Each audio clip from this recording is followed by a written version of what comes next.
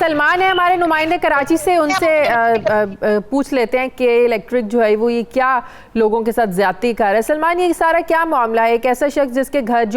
जिसका घर बंद पड़ा है और ऊपर से उसकी बिजली भी कटी हुई हो, घर बंद होने की वजह से सारा फिर भी बिल नहीं आना चाहिए,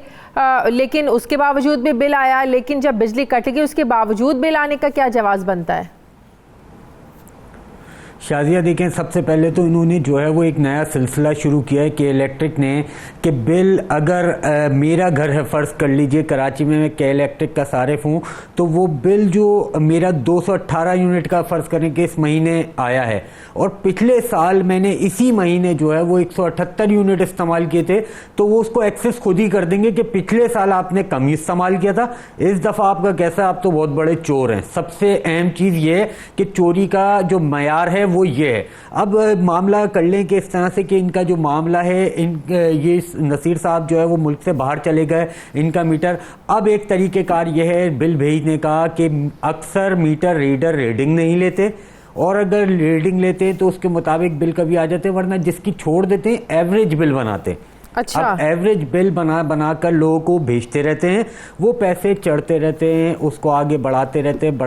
हैं और जैसे नसीर साहब ने बताया कि पहले दिन से दरखास्तें दे रहे हैं कि ये बिल किस चीज़ का अदा करूं, मैं हूं नहीं, ये सब चीज़ें इनके मीटर की रीडिंग ये बताते हैं कि वही आ रही है जब इन्होंने घर बंद किया था वही। तो मीटर रेंट होता है वो 130 रुपये होता है, वो लगता है, वो उसको आप मान लें कि वो चीज़ जो है ना, चलें ठीक है, वो तो दिया, लेकिन उन्हें प्रॉपर इस तरह के बिल आते रहे मुकॉल उनके जैसे उनके घर में कोई बिजली इस्तेमाल कर रहा हो, ठीक है, टैक्स वैक्स की तो समझ में आती है, वो आपको पे करना है तो करना है, लेकिन जब एक चीज़ आपकी इस्तेमाल नहीं हो रही उसके बावजूद उसके फुल जो है ना वो वाजिबात सूरत में जैसे आप घर में रहते हैं, आपकी पूरी फैमिली बिजली इस्तेमाल करनी, ये ज्यादती है। जी बिल्कुल, मामला ये है ना कि अब यहाँ पर के इलेक्ट्रिक में आप दरख्वास्त देते रहें, एंड ऑफ द डे यही मामला होना है कि आप ये अदा कर दें। अगर आपकी रीडिंग सही हुई,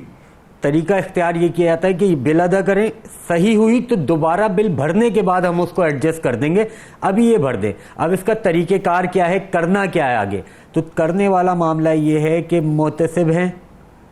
एक के इलेक्ट्रिक इंस्पेक्टर हैं जो सिंध हुकूमत के अंडर आते हैं, यहाँ पर एक दरख्वास्त दी जाती है किसी भी, मतलब ये तो ओवरसीज़ पाकिस्तानी हैं हमारे नसीर साहब, तो ये तो वहाँ है, वहाँ से जब भी इनका आना हो या अपने किसी रिश्तेदार के थ्रू ये कर सकते हैं कि यहाँ दरख्वास्त लगाएं, बाकायदा केस लगता है, फाइल बनती है और लोगों को फ़ायदा होता है। ये कराची में भी बहुत सारे लोगों को नहीं पता कि इस तरह से ये जगह, ये वो रास्ता है जहाँ से कुछ बेहतरी की चीज़ें या बेहतरी का फैसला आ जाता है और जल्द हो जाता है। तो अब इनको करने की ये ज़रूरत है कि मुतसिब के पास दरख्वास्त लगाएं कि इस तरह से ज़्यादती हो रही है, तमाम रिकॉर्ड इनके पास है, इनकी रीडिंग जो होगी एक्चुअल बिल वहाँ से उसके मुताबिक बनेगा और फिर इनके पास जो माहाना इनके सर्विस चार्जेस या जो मीटर चार्जेस होते हैं वो उसमें एडजस्ट हो जाएंगे, तो इनका बिल क्लियर हो जाएगा। अब रहा चोरी का इल्ज़ाम, तो चोरी का इल्ज़ाम तो ऐसे ही कराची में लगता है कि इलेक्ट्रिक की जानिब से कि जब चाहा जिस पे चाहा चोरी का इल्ज़ाम लगा दिया कि आप चोरी कर रहे हैं, ये बिल भर दें।